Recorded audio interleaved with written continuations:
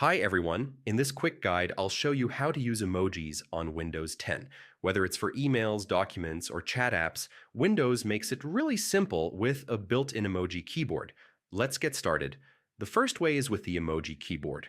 Just press Windows key and period, or Windows key and semicolon.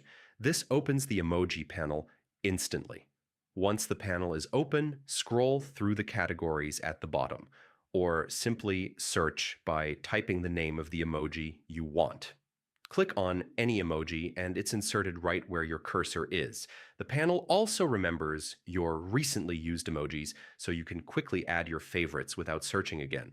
You can use emojis in almost every Windows application. Add them to emails, Word documents, PowerPoint slides, or chat apps like Teams, Skype, or Slack. Anywhere you can type, you can use emojis. To make sure you always have the latest emoji set, keep Windows updated, go to Settings, then Update and Security, and check for updates. And that's it. You now know how to use emojis on Windows 10 with the emoji keyboard, quick shortcuts, and across all your favorite apps.